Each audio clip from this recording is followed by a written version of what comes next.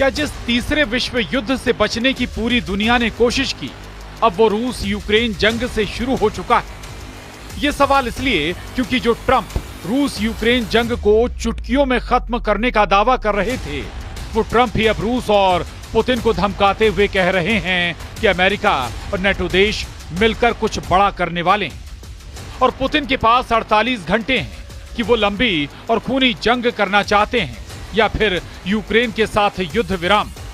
हम आपको दिखाने जा रहे हैं कि कैसे रूस से जंग के लिए एस्टोनिया में जबरदस्त तैयारियां चल रही हैं, जबकि पोलैंड, जर्मनी, फ्रांस और ब्रिटेन रूस के खिलाफ खुलकर जंग का ऐलान करने लगे। फ्रांस ने डंके की चोट पर कह दिया है कि हम किसी भी कीमत पर यूक्रेन को हारते हुए नहीं देख सकते हैं, जबकि रूस ने ऐलान कर दिया है कि जब तक यूक्रेन में रूस का स्पेशल मिलिट्री ऑपरेशन पूरा नहीं हो जाता, तब तक रूस जंग नहीं रोकेगा। इधर रूस की तरफ से चीन ने ऐलान कर दिया है कि हम हारते हुए रूस को नहीं देख सकते हैं, जबकि दूसरी तरफ जंग की जबरदस्त तैयारी को लेकर रूस के विदेश मंत्री इस वक्त उत्तर कोरिया में मौजूद हैं और वहां के supreme leader Kim Jong Un से आगे की भीषण जंग को लेकर तैयारियों में जुटे। कुल मिलाकर रूस की तरफ से चीन, ईरान और उत्तर कोरिया जंग के मैदान में आर पार के मूड में आ चुके हैं और इधर अमेरिका अब मजबूर हो गया है कि अगर उसने यूक्रेन का जंग में खुलकर साथ नहीं दिया तो रूस के खौफनाक हमलों की वजह से पूरे यूक्रेन पर कब्जा हो जाएगा। रूस यूक्रेन युद्ध तीसरे विश्व युद्ध का कारण बन चुका है। अमेरिका ने घातक हथियार, मिसाइलें, ड्रोन और एयर डिफेंस सिस्टम यूक्रेन को देना शुरू कर दिए हैं। अब अमेरिका और रूस की आमने सामने की जंग तय हो चुकी है। उत्तर कोरिया में मौजूद रूस के विदेश मंत्री सर्गेई लावरोव ने जो तेवर दिखाए, वो साबित करते हैं कि जंग बेहद विनाशक होने जा रही है। जिस रफ्तार से इस वक्त रूसी सेना यूक्रेन के 5 प्रांतों यानी बड़े इलाकों पर अंधाधुंध हमले कर रही है, उससे साबित होता है कि रूस ने अपने स्पेशल मिलिट्री ऑपरेशन बेहद तेज कर दिए हैं। खासतौर से ट्रंप और पुतिन के बीच 60 मिनट तक फोन पर हुई लंबी बातचीत के बाद यूक्रेन पर हमलों में बेतहाशा तेजी देखी गई। हैरानी की बात तो यह है कि जो राष्ट्रपति ट्रंप यूक्रेन को हथियार देने से मना कर रहे थे, वो अब न सिर्फ यूक्रेन को हथियार देने के लिए उतावले हो गए हैं, बल्कि जरूरत पड़ने पर रूस से सीधी जंग करने का संकेत भी दे दिया है।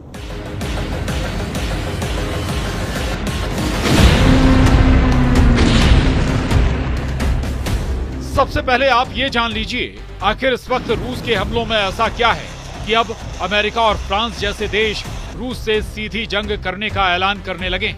इन्हीं धमकियों को देखने के बाद अब रूस की तरफ से यूक्रेन पर 10 गुना हमले बढ़ चुके हैं। पिछले 36 घंटों से रूसी हमलों ने यूक्रेन की राजधानी कीव में कोहराम मचा दिया है। यूक्रेनी राष्ट्रपति वोलोदिमीर जेलेंस्की ने रूस पर 18 मिसाइलें और लगभग 400 हमलावर ड्रोन दागने का आरोप लगाया। यह हमला ज्यादातर कीव और आसपास के इलाकों को निशाना बनाकर किया गया और लगभग 10 घंटे तक चले। पिछले 18 घंटे में ही कीव में रूसी हमले में 2 से ज्यादा लोगों की मौत हो चुकी है और 16 से ज्यादा घायल। ये मौत का आंकड़ा भी इसलिए हैरान कर रहा है क्योंकि कीव को अमेरिका और यूरोप के एयर डिफेंस सिस्टम से मजबूत हवाई हमलों से सुरक्षा दी गई, लेकिन उसके बावजूद लोग कीव में मारे जा रहे हैं।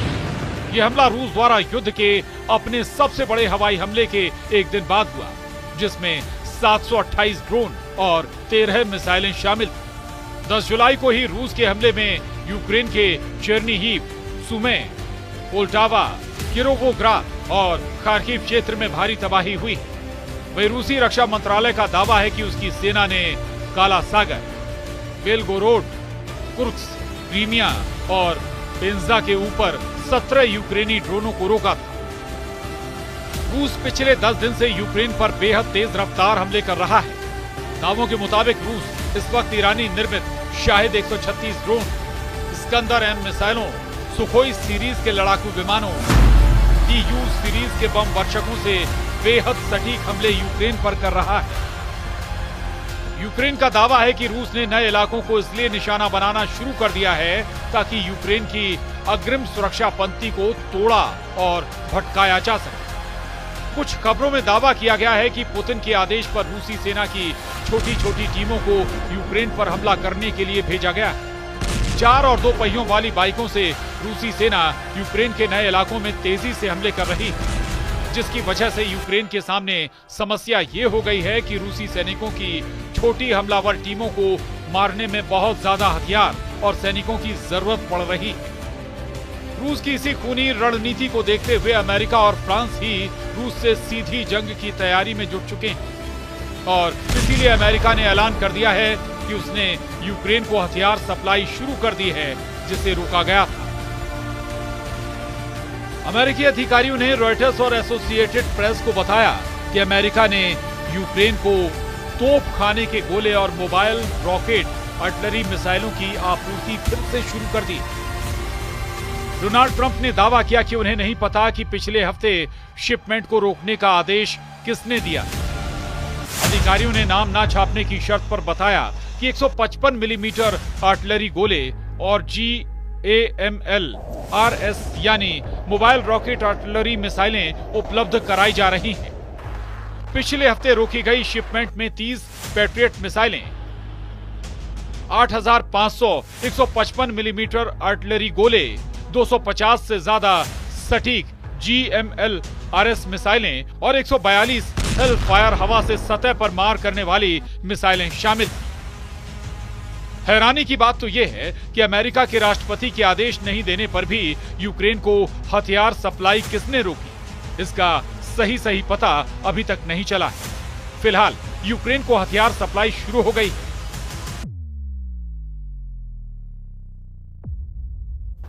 राष्ट्रपति पुतिन जैसे सख्त जुनूनी नेता ने यूक्रेन में अब तक 4 प्रांतों पर अपना कंट्रोल कर लिया है।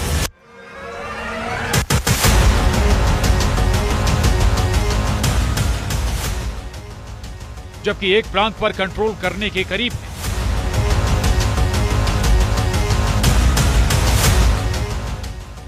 ताजा आंकड़ों के मुताबिक रूस सेना 27% इलाका यूक्रेन का जीत चुकी है, जिसमें यूक्रेन का वो इलाका भी जिसे यूक्रेन का सफेद सोना कहा जाता है।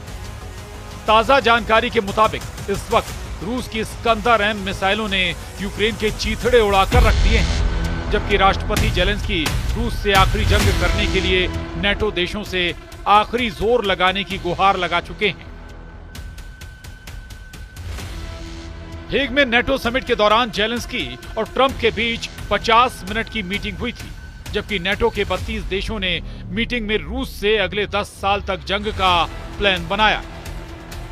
इस नेटो तैयारी की ही वजह से रूस को परमाणु युद्ध के लिए मजबूर करना शुरू कर दिया है।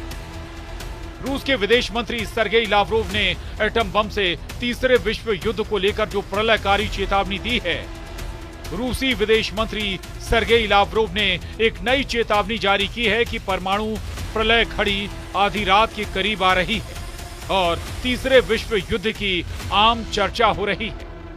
लावरोव ने दावा किया कि रूस ऐसी परमाणु तबाही से बचने के लिए काम कर रहा है और राष्ट्रपति डोनाल्ड ट्रंप की सामान्य बुद्धि की इसलिए प्रशंसा कर रहा है ताकि अमेरिका और नेटो परमाणु तबाही से बच सकें। रूस की सरकारी ताश समाचार एजेंसी के अनुसार तुर्कमेनिस्तान के विदेश मंत्रालय में एक भाषण में लावरोव ने कहा, वैश्विक सुरक्षा शायद आज सबसे महत्वपूर्ण मुद्दा है, खासकर जब कुख्यात परमाणु प्रलय घड़ी आधी रात की ओर बढ़ रही है। ऐसी स्थिति को रोकना आवश्यक है और हम तबाही को रोकने के प्रयासों में सक्रिय रूप से लगे हुए हैं। यानी विदेश मंत्री सर्गेई लावरोव ने रूस के दुश्मनों को स्पष्ट संदेश दे दिया है कि अगर रूस को घेरने और दबाने की कोशिश करोगे तो आधी रात में टिक टिक करने वाली परमाणु घड़ी दुनिया में विनाश ला सकती है।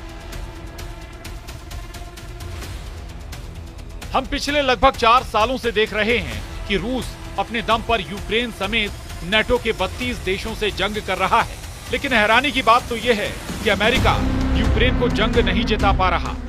सबसे बड़ी बात तो यह है कि फ्रांस, जर्मनी, ब्रिटेन और अमेरिका की तरफ से यूक्रेन को मिले अरबों डॉलर के हथियार रूस के हमलों के सामने नाकाम हो गए। ऐसे हालात में जर्मनी और ब्रिटेन दो ऐसे देश हैं जो रूस को हर हाल में जंग हराने पर आमादा है। द हेग में हुई नेटो समिट में भी ऐलान किया गया कि रूस को हराने के लिए नेटो के सभी 32 देश मिलकर 5% ज्यादा पैसा रक्षा बजट पर खर्च करेंगे और अगले 10 सालों में रूस को तबाह कर देंगे।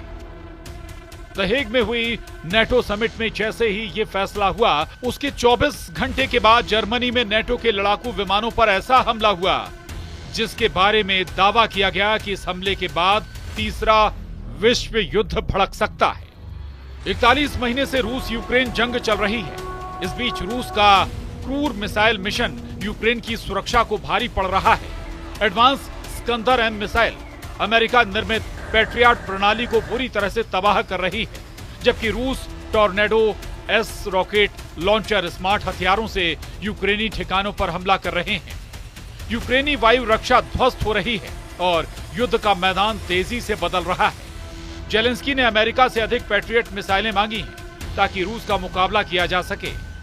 अब ऐसे हालात में यूक्रेन के दक्षिणी क्षेत्र खेरसोन में रूसी हवाई हमलों ने कोहराम मचा दिया है। खेरसोन के गवर्नर अलेक्सांद्र प्रोकुडिन ने बताया कि रूसी सैनिकों ने पूर्वी यूक्रेन के डोनेस्क क्षेत्र में शिवचेंको गांव पर नियंत्रण कर लिया है, जो लिथियम भंडार के करीब है। रूसी रक्षा मंत्रालय के मुताबिक रूसी सैनिकों ने डोनेस्क में नोवोसिर्किव्का की बस्ती पर भी कंट्रोल कर लिया है।